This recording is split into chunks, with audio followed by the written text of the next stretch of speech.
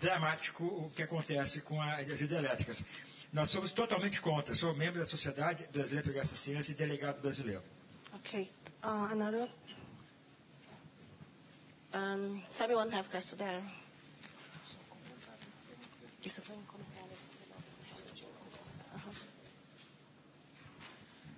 Sí, Alejandro Linares de la agencia Pulsar de la Asociación Mundial de Radios Comunitarias. Quería consultarle sobre la situación legal concreta en este momento de Belo Monte, porque entendemos que hay resoluciones de la Comisión Interamericana de Derechos Humanos que obligan a consultar a los pueblos, pero también entendemos que fue autorizada recientemente la construcción de la hidroeléctrica. ¿Cuál es la situación legal actual, teniendo en cuenta que hay otras presentaciones judiciales? Yes, I have some legal authorization because an Inter-American Commission gave the preliminaries for the petitioners and about this case. However, the Brazilian government did response very well for Inter-American Commission, and the tribunal in Brazil and have a different position. For example, in first instance, and they agree to stop the construction, and the next instance maybe go over the authorization, but this time have authorization to construct. However, it's no respect of the national law, international law for this case, and now have the employers stop, não having one manifestation there. Tem uma manifestação de trabalhadores lá agora. This time we have some manifestation by the employer we work there.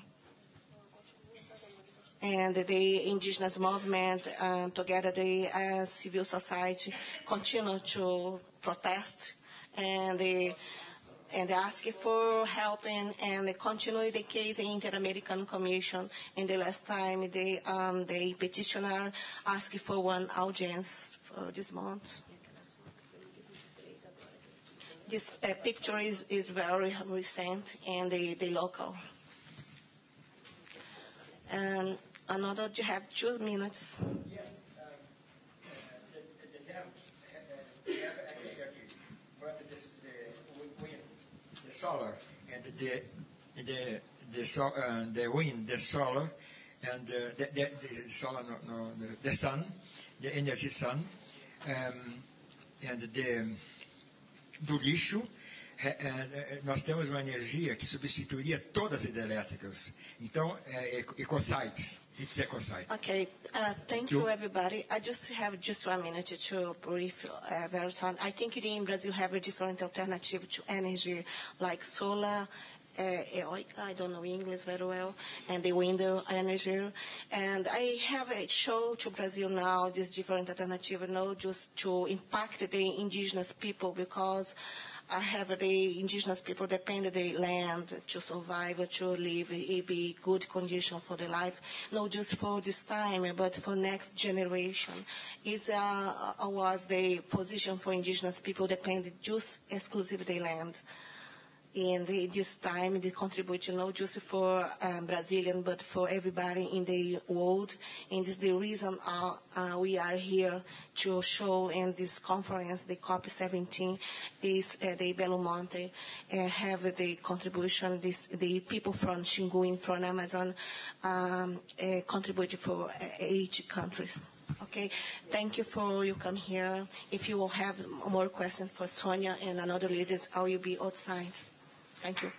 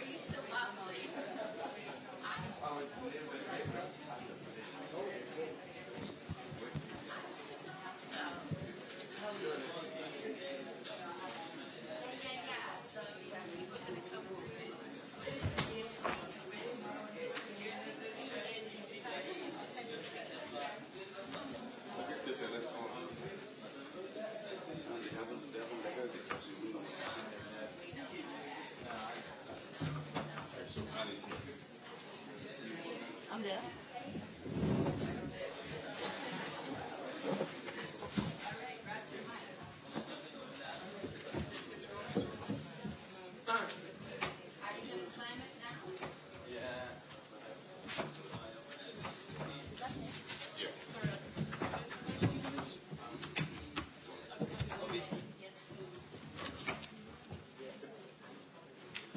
Sorry. Are you yeah or are you there?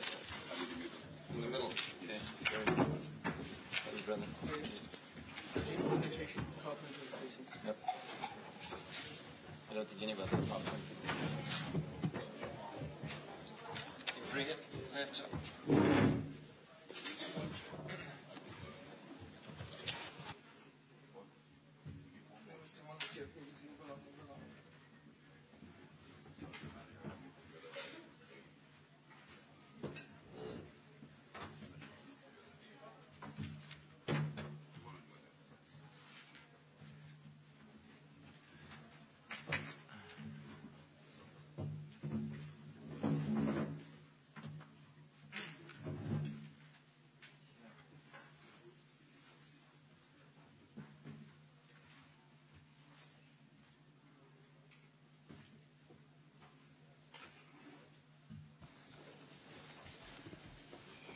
Good afternoon, ladies and gentlemen, and welcome to this press briefing.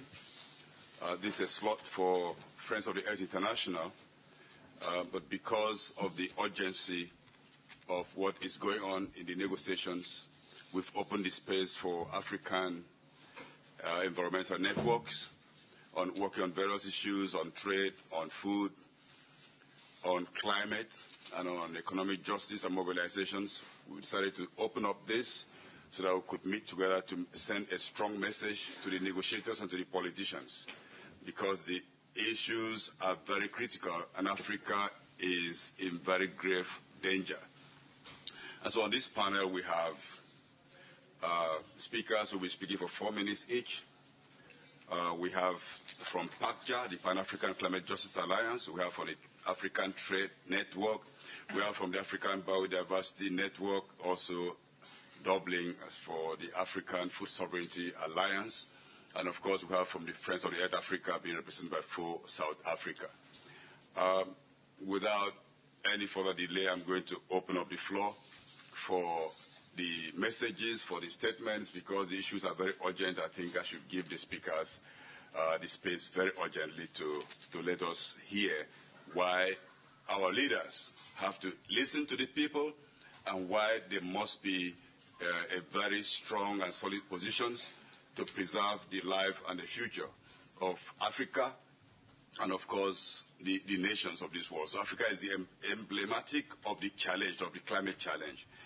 And I'm going to call on the first speaker from the Pan-African Climate Justice Alliance, and that is Augustine Njamshi. Augustine, you have the floor. Thank you, Nemo, and thank you, ladies and gentlemen, for coming. We know that the African Common Position remains the strongest and the most progressive in these negotiations.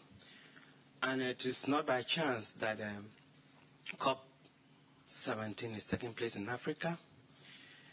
Because of the urgency of this climate change, what it's already doing for our people, Africa cannot but have a progressive position that has a human face, and that is realistic.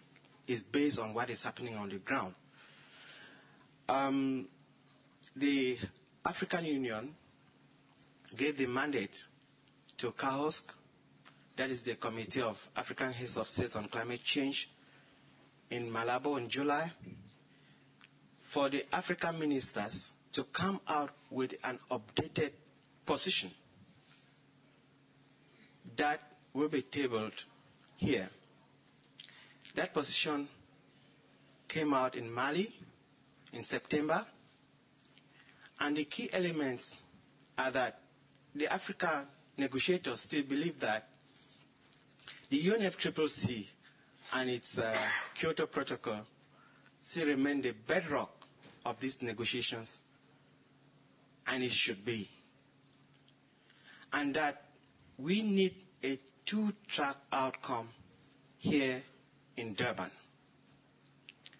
And that finances that are commensurate to the damage that Africa is already facing as far as climate change is concerned should be brought and made available so that we will cope with the climate change disaster in Africa.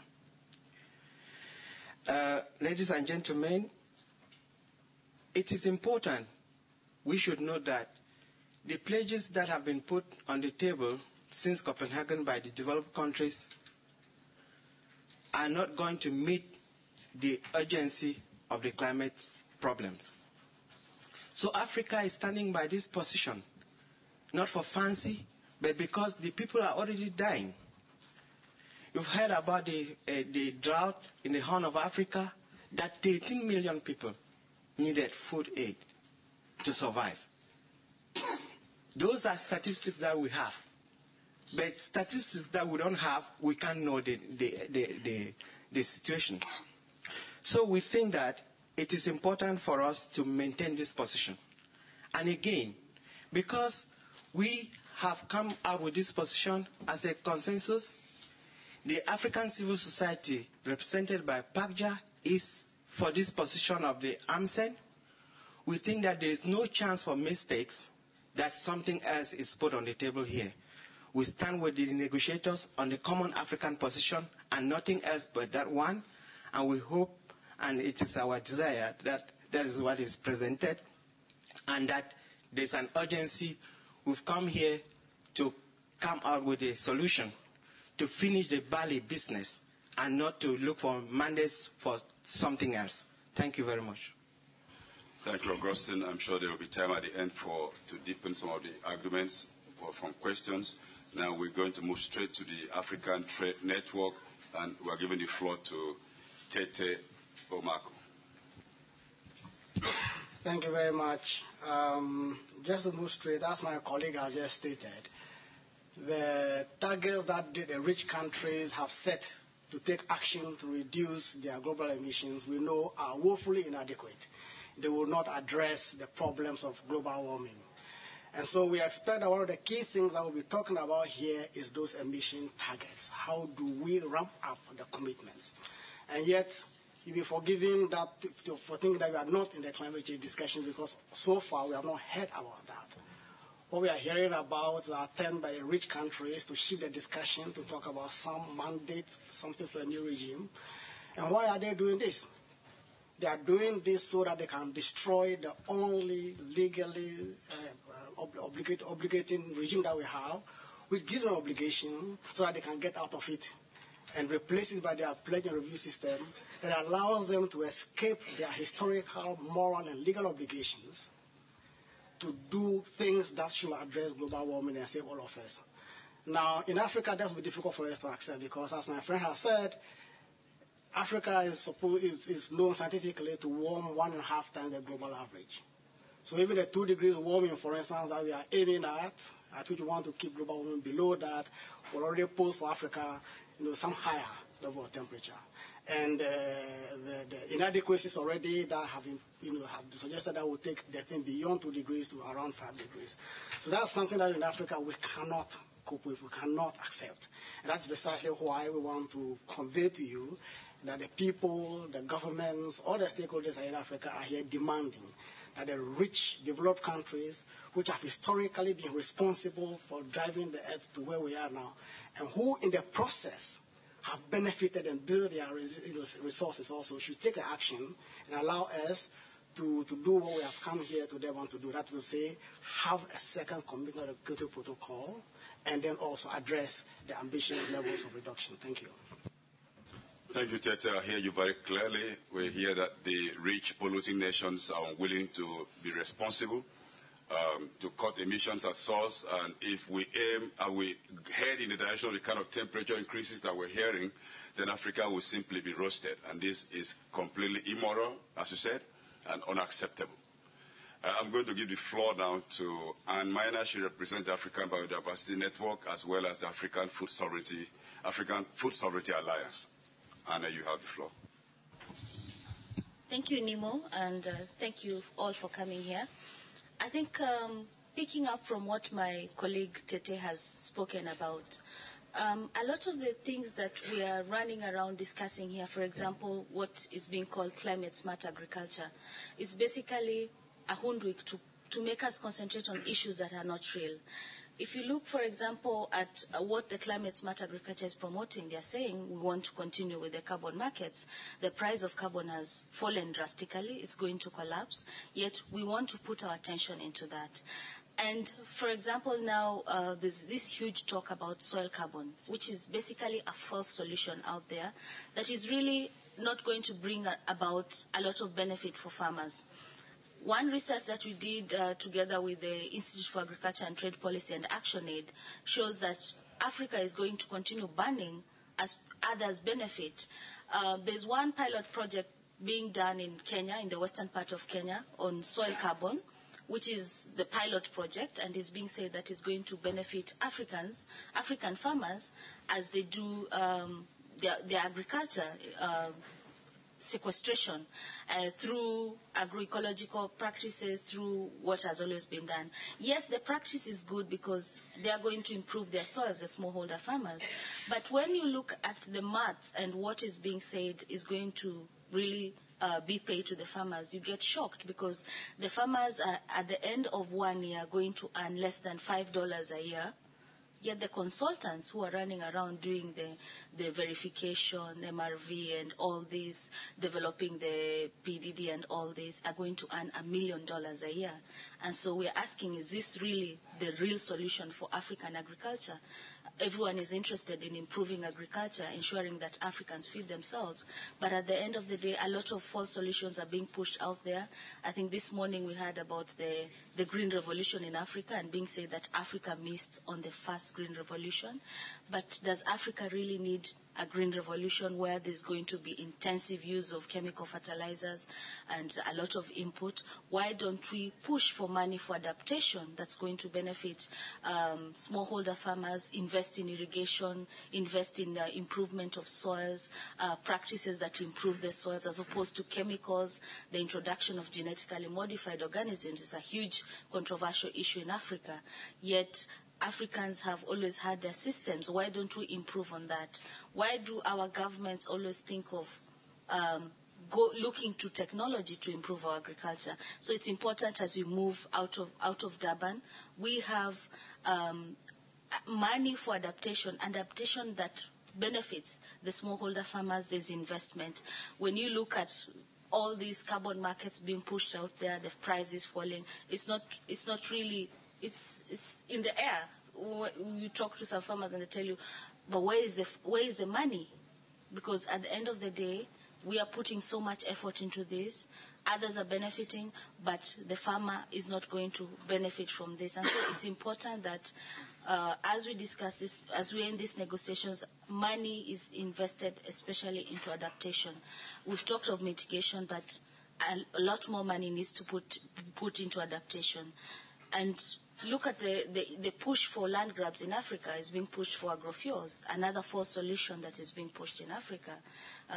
You've seen the reports coming out about some of the agrofuels, for example, jatropha. It doesn't do well in those marginal lands, as they say. It needs water, it needs nutrients, it needs all this. Are we going to replace our food production for agrofuel production?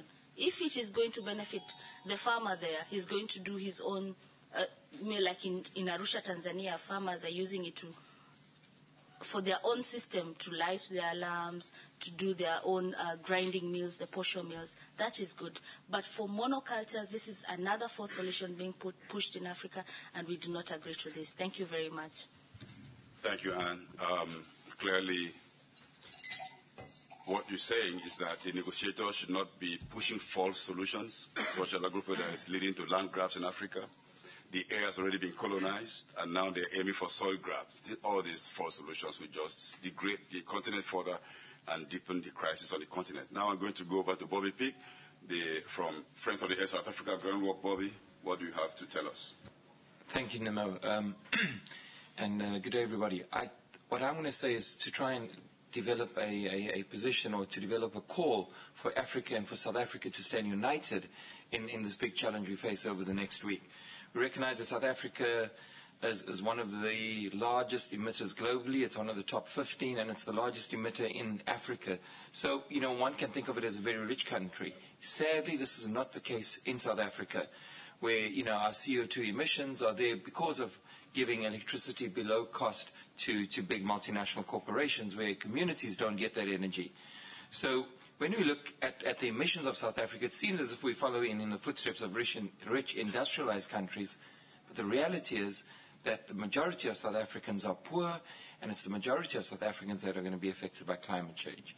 South African allegiances must lie with Africa, and they must remain within Africa.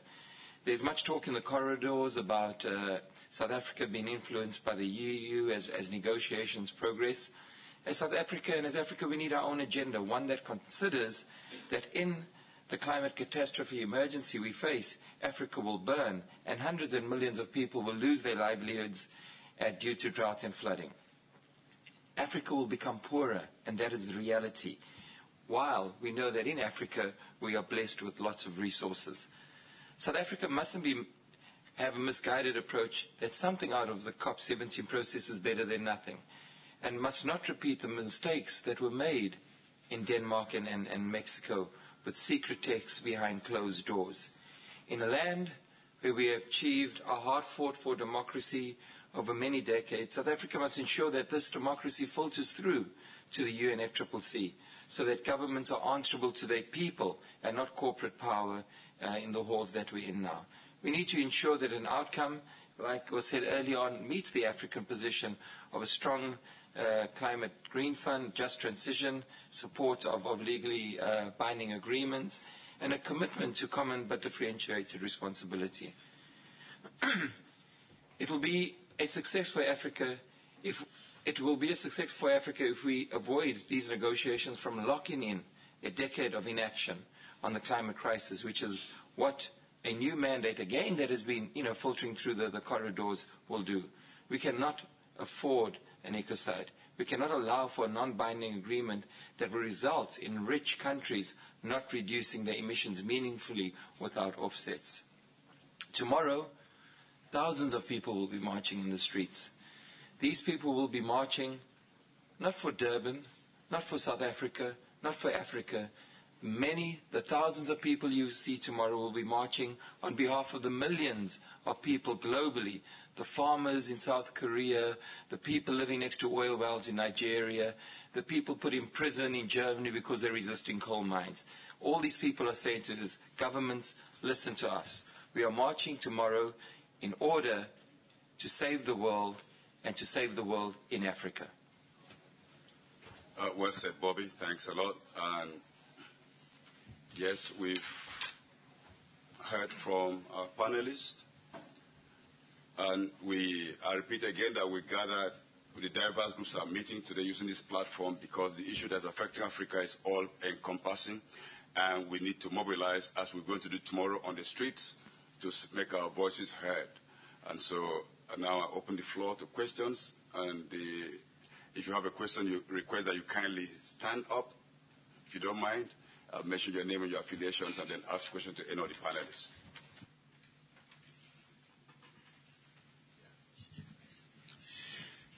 Thank you. Mike Lowe, reporting Development Network Africa. Bobby, why don't you tell us a bit more about the march tomorrow? We've heard that there's been some problems in getting official permission. There's been an accusation that from a magazine that their poster was censored, and it didn't go out on the streets as they'd wanted it by the local authorities. And maybe if you can just talk a bit more about what it is you think that would be achieved by bringing, as you say, thousands of people to the gates of this this convention. What kind of impact do you think it might have or not on the proceedings here? Thank you. Bobby, would like to take that? Yes. Yeah, the latter part of your question first. I think bringing people to Durban, bringing people to COPs and people not only at COPs but in general gatherings, be it the anti-war movement or whatever, bringing people to the streets and getting people to stand united with messages allows for a type of democratic process to take place, to call on governments to recognize that people in the streets are worried and concerned about what is going on.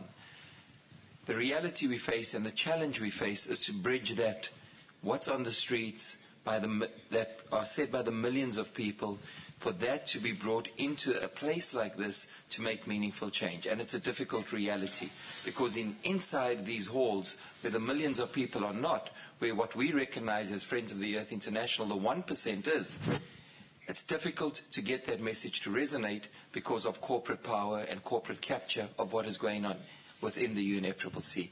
So getting people outside makes and hopefully gets a message through to our politicians, our negotiators, that we are going to start holding you accountable back in the nation states when we go back home. In terms of the march and the problems around the march with regards to a poster being, I'm unaware of that, and apologies, I have no sense of that reality. Oh, permission to march, yeah. I mean, the guys got permission to march yesterday evening. And they're finalizing their process today. So to march tomorrow will take place. I think, people have been negotiating with the South African government. The local organizers have been negotiating with the South African government on this march route since June already. We will see in the streets tomorrow. It's a long walk to freedom. Any more questions to any of the speakers?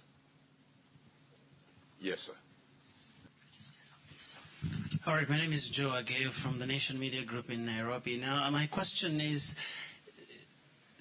the big elephant in the room really is that the standoff that exists between the developed countries you talked about, and some of them saying now that China, which is part of the G77 and in some respects shares certain positions with the African delegation, that China should actually take legally binding commitments.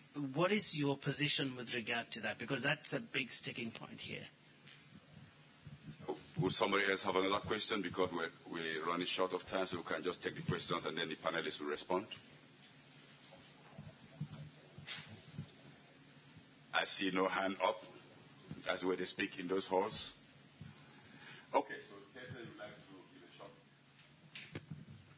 a shot? I'll get a crack at it. I think that the basic position is simply this, that the countries which are asking China to take decision before they do it are trying to condition, more or less, their responsibility, legal, historical, and moral obligation to take action to address the problem that they've caused on somebody else taking any action. That's the first thing we need to clear, because in a certain sense, that standoff is basically an attempt to shift their responsibility. We must hold the rich countries their responsibility of taking their decisions.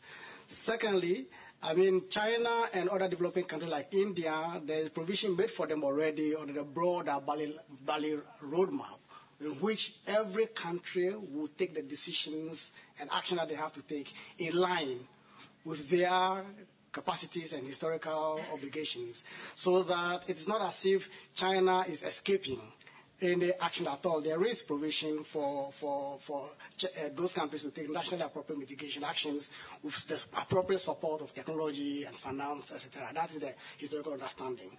Thirdly, I think that it is a bit of inequity to begin to suggest that China actually, which has got a larger set of population than, say, the U.S., have got the same levels of contribution, because I don't have the figures here, but we do know that the U.S., a smaller population, have emitted far greater, and its per capita carbon or greenhouse gas emission still remains the higher one.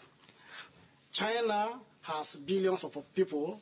It may have emitted largely bigger than the United States today, but if you put it per capita, it's many, many times smaller than the U.S.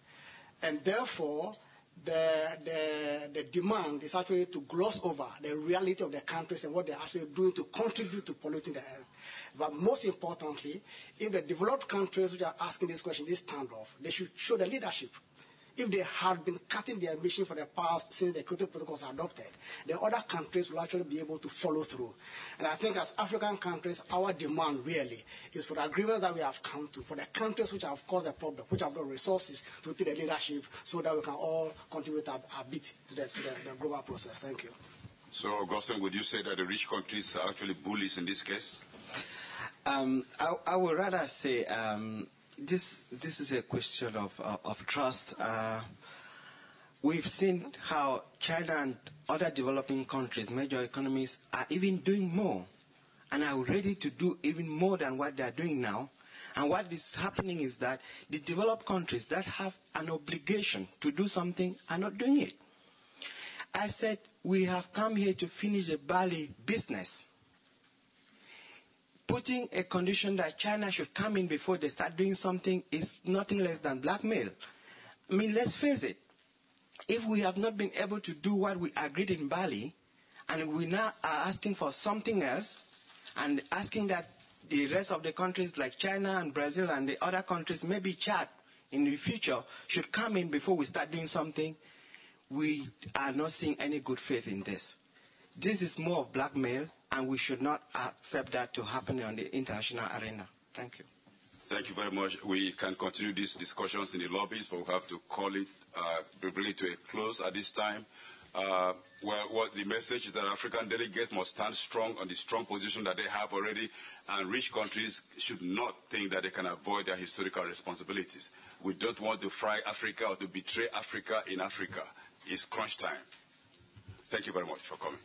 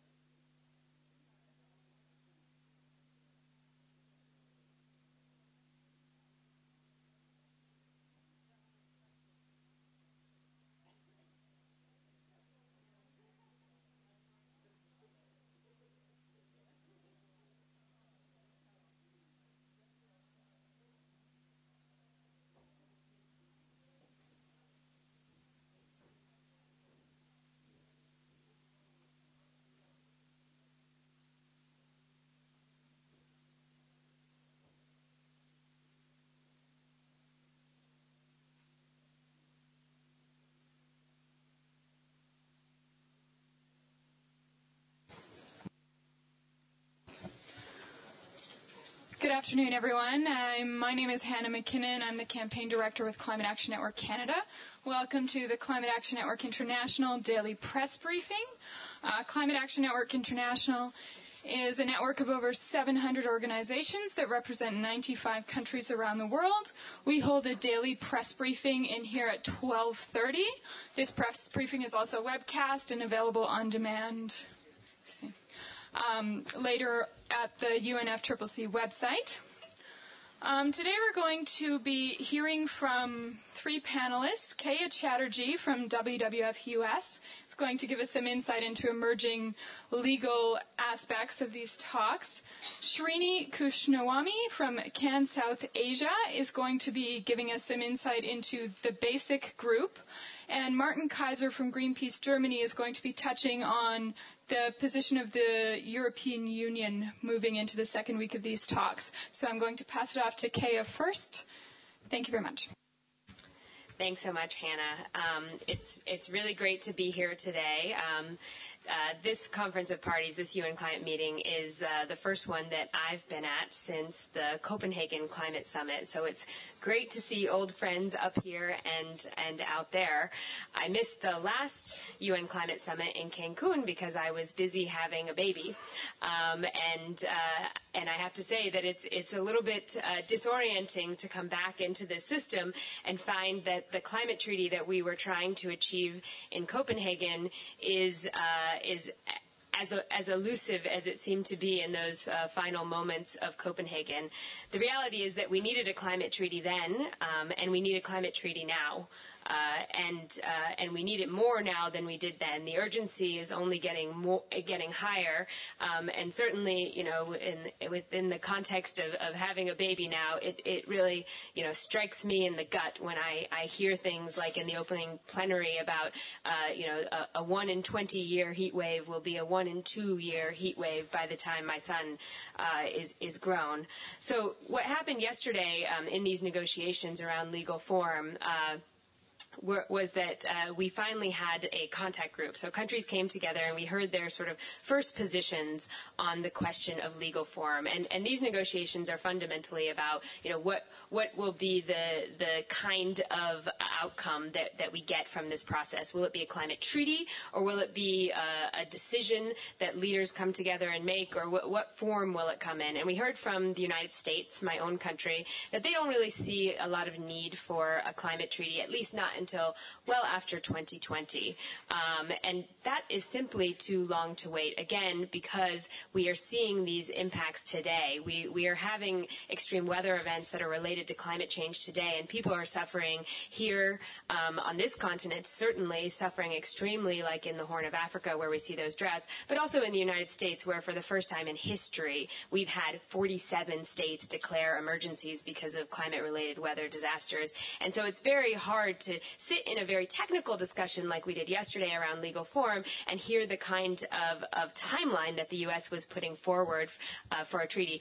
Yesterday we also heard from some of the poorest and smallest nations that they have a much more aggressive timeline, and they would like the form of an outcome to be more binding. So we actually had language put forward yesterday from two big groups of countries, the Association for Small Island States and the least developed countries, that actually would bring us in a timeline so that by the next UN Climate Summit in 1 year we would have a climate treaty put together and would have no negotiations towards a treaty right now. So you see an enormous difference between where the United States is on a timeline and where the smaller and poorer countries are on a timeline.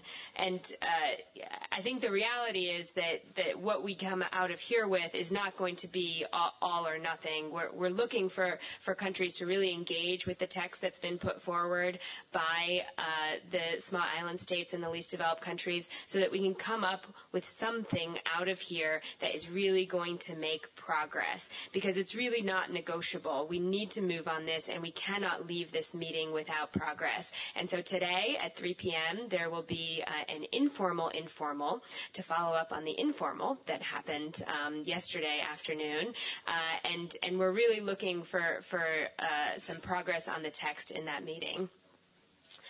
And so with that, I will pass it on to Srini. Thank you, Kaya. Good afternoon. The last statement put out in China after the basic ministerial meeting in early November talks about the leadership role that basic countries can take for a successful outcome at these negotiations in Durban.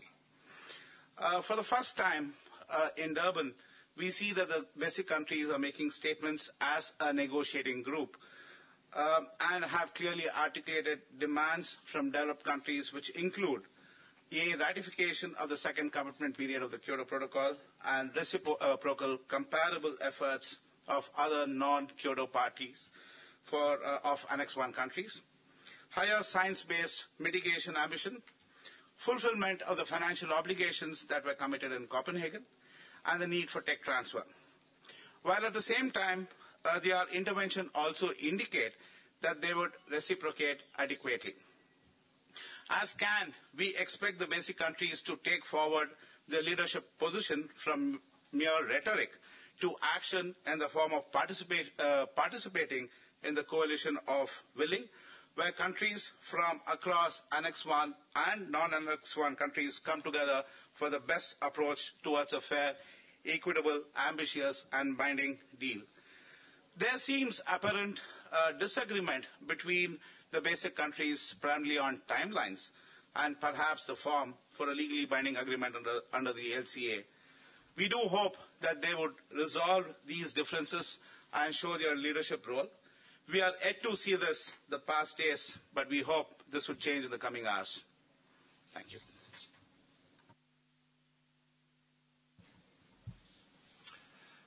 Good morning, everybody. I would like to start with a quote from the German Chancellor Merkel, which was given at the Petersburg Dialogue in July the 3rd. In any case, you can take from Germany and Europe that we are determined to move forward boldly. I want to explain a little bit why this is definitely not true.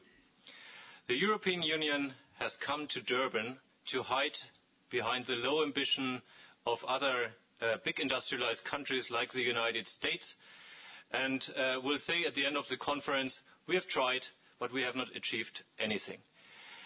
And to underpin a little bit what I'm saying, I would like to explain a little bit the legal nature we expect from the second commitment period of the Kyoto Protocol. Europe has not decided whether to take a 5 or 8 years commitment period. 8 years means that we are talking about a future agreement post-2020. What we do need is a 5 years commitment period committed by the European Union for the second commitment period in order to challenge much more ambitious mandate for a legally binding treaty by 2015. Without that, we will lose it. The second point is on the level of ambition. Europe has not managed to raise the level of ambition from 20%, which they probably will achieve in a few years' time by 2020, to at least 30% at the domestic level. There's no agreement within the European Union. There's no political will to solve this issue. The third point on the Kyoto Protocol is what we expect from them is an adoption of an amendment of the Kyoto Protocol. And what has been said so far by the European Commission that a provisional application of the Kyoto Protocol would not be feasible, we have proven to be wrong. Europe has done that in several international fora. And just to give you an example, in the trade negotiations of the GATT agreement, there was a provisional application for over 40 years. So if it's about trade, it's possible. But it's about survival and climate, it's not possible. This is not acceptable to us. Our question is, where's the willing to fight next week for an ambitious outcome here in Durban, both from Merkel, from Sarkozy, from Cameron, and from Barroso? We don't see it yet. But it's clear if they don't try to fight, on the one hand, for an ambitious decision about the Kyoto Protocol, and on the other hand, for a legally binding treaty mandate by 2015, then I think it will become true that this process is going just to discuss about adaptation anymore. And what's behind this lack of engagement? We just see the euro crisis, an economic crisis, and financial crisis, and we see the utmost engagement of European leaders on that issue. If it's about survival, if it's about climate change, we don't see it at all. The European Commission and many member states are undermined by the interests of Business Europe, a lobby association which is all around here in Durban and which argues that the European industry needs a level playing field. But this is a tactic of the industry just to get the lowest common denominator out of these negotiations, which is determined by the United States.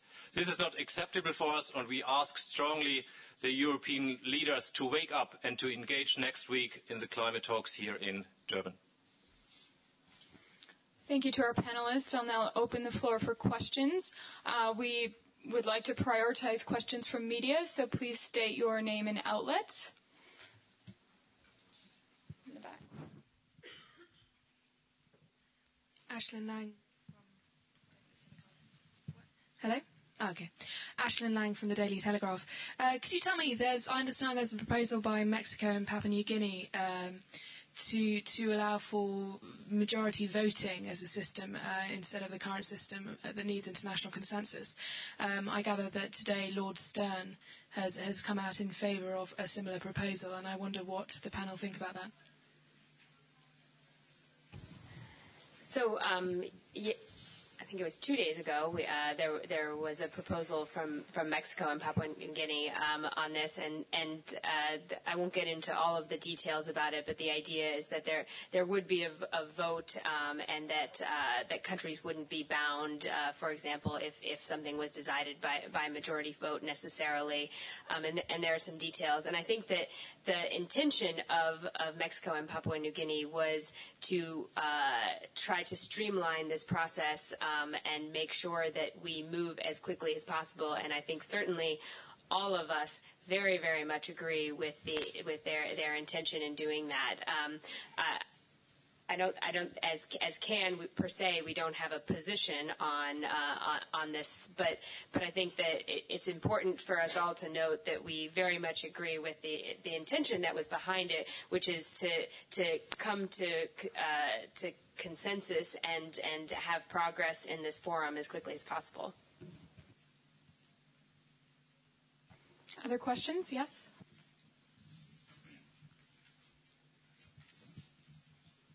Chris Hawley from the Energy Daily in Washington, D.C.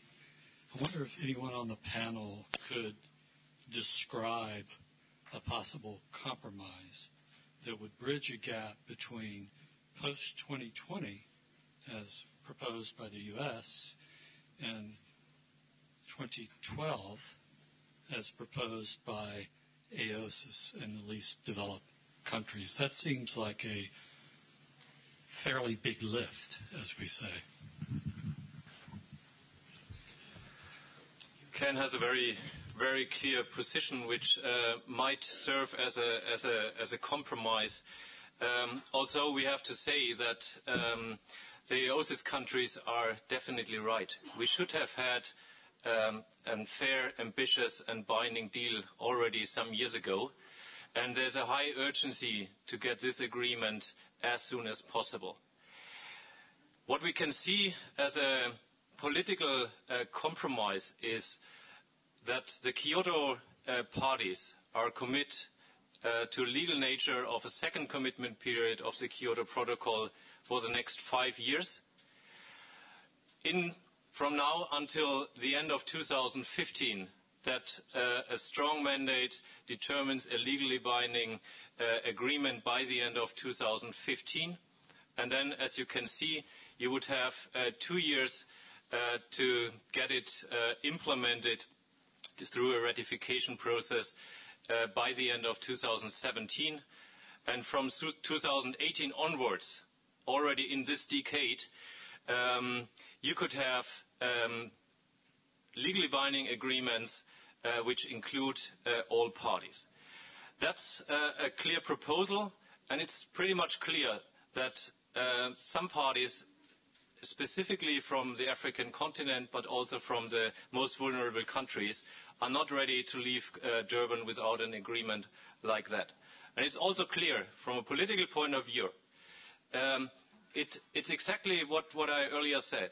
We need to get the engagement of the head of states, because the tactic of the United States and others to delay an agreement to the next decade is unacceptable. And so we have to have an agreement at the highest level at the end of this conference. Other questions?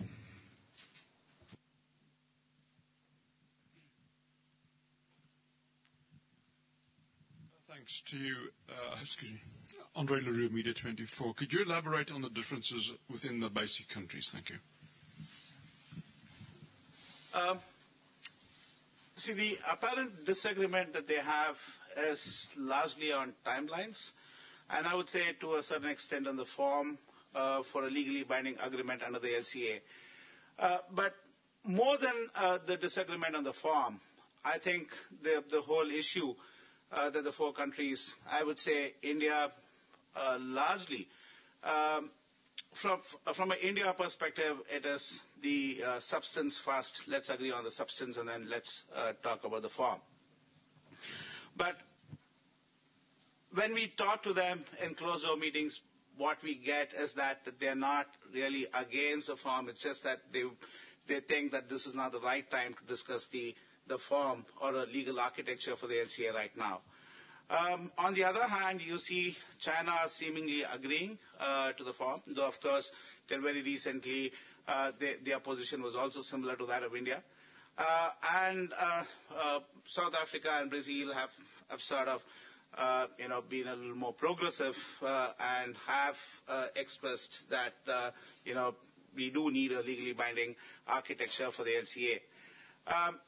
But here again, I do believe, and we are hopeful that they would resolve this difference, because, again, it's not really whether we need a form or not, it's more in terms of the timelines. And what India is saying is let's look at the substance first, but I think if there is a reciprocal arrangement, or if they're sure that they would get the second commitment period of the Kyoto Protocol, I do get the feeling, or we do get the feeling that things would change.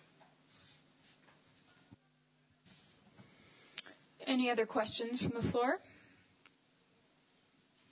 We have time, so go ahead.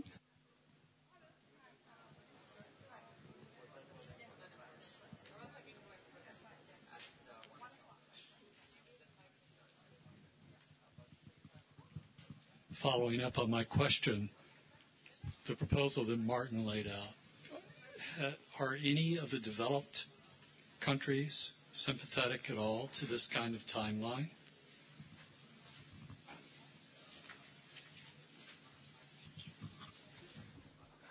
Just on Europe, and I'm sure Kaya will follow up on other countries. It's definitely a proposal which was brought forward by the European Union yesterday. And it's clear that Europe won't leave the negotiations here without getting anything on a mandate for a legally binding treaty soon. And it's also clear to us that Europe has to fight hard to get a rules-based and a science-based agreement secured, which the Kyoto Protocol stands for, and why it's so important. And about other countries, Kaya maybe can add.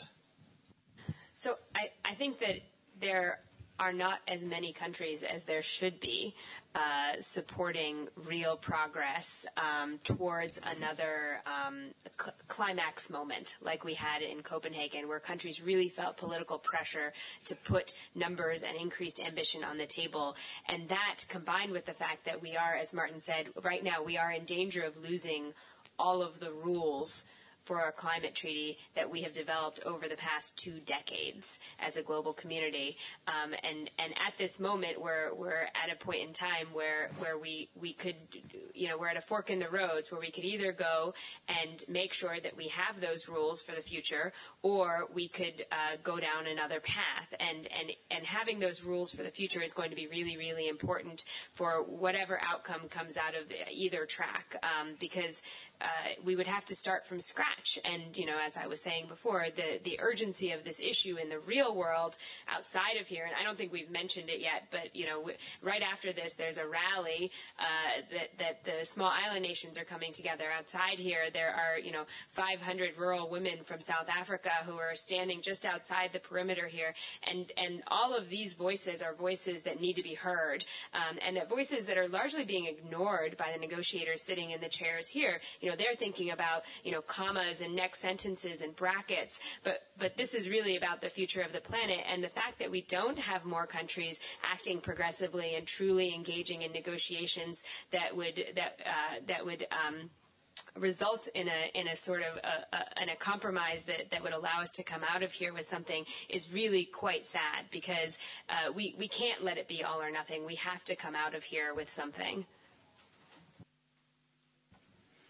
Yes, we'll take 2 more questions. So, what do you see as the probability of an agreement that most countries will support and that some countries stay out of?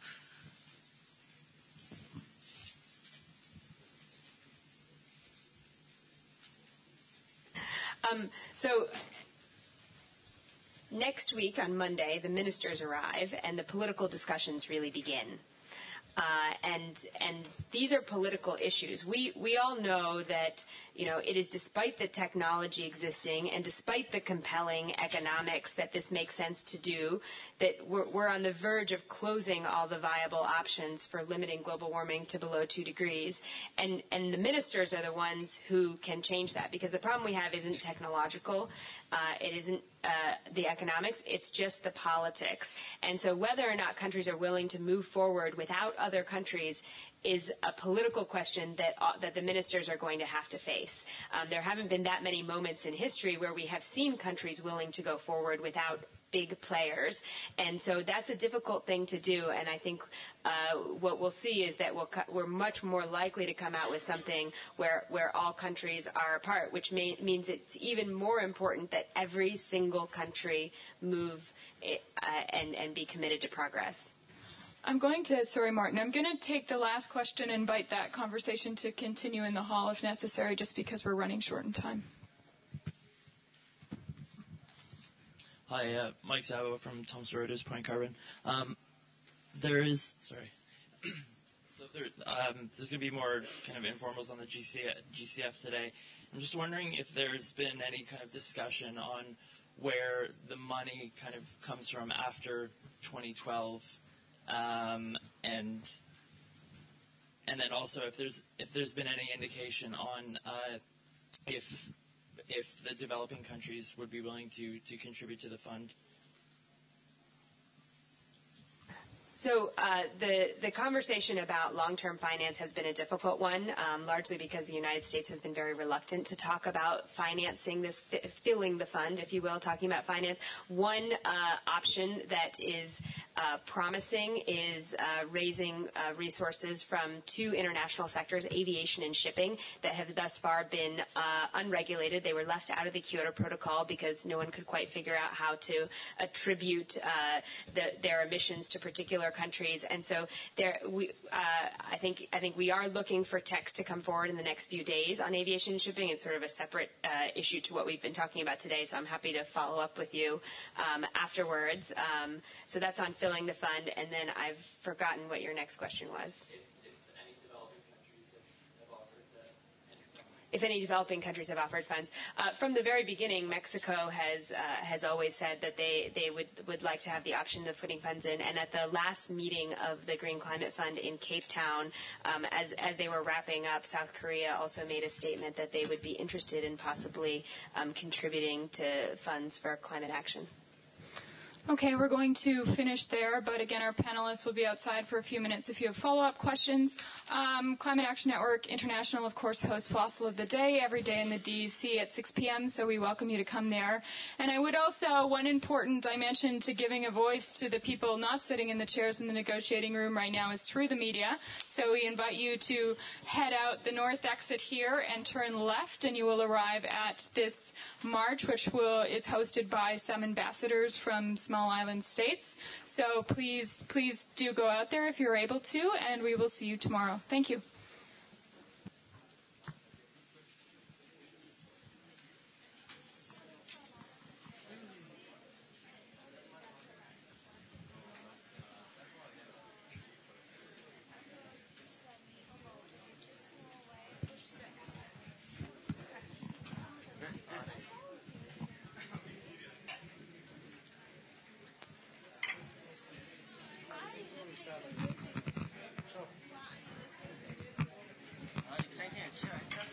Maybe let me drink some.